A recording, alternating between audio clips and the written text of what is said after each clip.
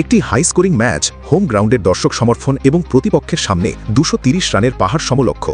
IPL 2026-এর মঞ্চে আজ যা ঘটল তাকে ক্রিকেটের ব্যাকরণ দিয়ে ব্যাখ্যা করা কঠিন। যখন স্কোরবোর্ডে দেখা যাচ্ছে কোনো উইকেট না হারিয়েই এক উইকেটে 118 রান, তখনই নিশ্চিত হয়ে গিয়েছিল যে আজ জয়পুরের মুরুঝড় নীল জার্সিধারীদের পক্ষে বইছে।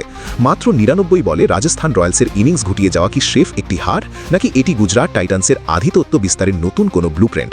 আজ আমরা বিশ্লেষণ করব আইপিএল 2026-এর সেই ঐতিহাসিক লড়াই, যেখানে 77 রানের ব্যবধানে রাজস্থানকে হারিয়ে প্লে অফের দোরগোড়ায় পৌঁছে গেল শুভমন গিলের দল।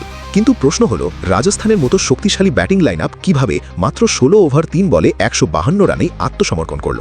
রশিদ খানের সেই 4টি উইকেট কি ছিল কেবল ভাগ্য, নাকি এর পেছনে ছিল সুনিপুণ কোনো ক্রিকেটীয় পরিকল্পনা?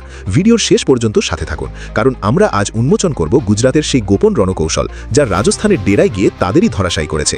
জয়পুরের সাবাই মানসিং স্টেডিয়ামে টস জিতে অধিনায়ক সঞ্জু স্যামসন যখন প্রথমে বোলিং করার সিদ্ধান্ত নেন, তখন হয়তো তিনি উইকেটের আর্দ্রতাকে কাজে লাগাতে চেয়েছিলেন। কিন্তু গুজরাট টাইটান্সের ওপেনাররা আজ অন্য কোনো পরিকল্পনা নিয়ে মাঠে নেমেছিলেন। শুভমন গিল এবং সাই সুদর্শন ওপেনিং জুটিতেই এক উইকেটে 118 রান যোগ করে ম্যাচের মোড় ঘুরিয়ে দেন। 44 বলে 84 রানের একটি বিধ্বংসী ইনিংস খেলেন অধিনায়ক শুভমন গিল, যেখানে তার প্রতিটি শট ছিল টাইমিং এবং শক্তির অপূর্ব সংমিশ্রণ। অন্যদিকে সাই সুদর্শন 51 বলে এক উইকেটে 55 রান করে ইনিংসের ভিত্তি মজবুত করেন। 4 উইকেট হারিয়ে মোট 229 রান সংগ্রহ করে গুজরাট, যা আইপিএলের ইতিহাসে অন্যতম একটি চ্যালেঞ্জিং স্কোর হিসাবে গণ্য হচ্ছে।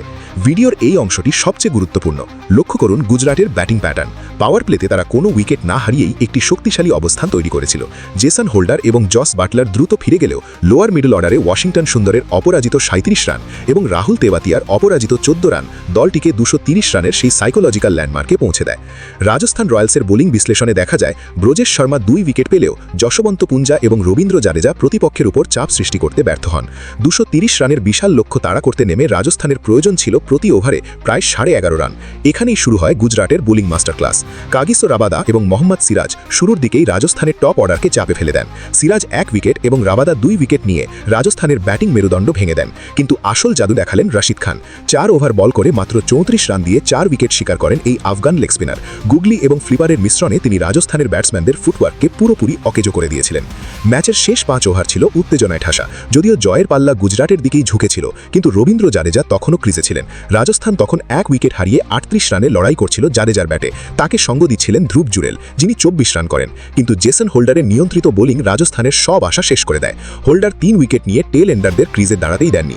16 ওভার 3 বলে যখন রাজস্থানের শেষ উইকেটের পতন হয় এবং স্কোরবোর্ডের 10 উইকেট হারিয়ে 152 রান জমা হয়, তখন জয়পুরের গ্যালারি নিস্তব্ধ হয়ে যায়। প্রতিটি বল, প্রতিটি ডট বল এবং প্রতিটি উইকেটের পতন ছিল গুজরাটের নিখুঁত পরিকল্পনার প্রতিফলন।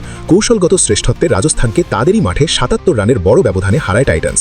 এই জয়ের ফলে আইপিএল 2026-এর পয়েন্ট টেবিলে গুজরাট টাইটান্স তাদের অবস্থান আরও সুসংহত করল।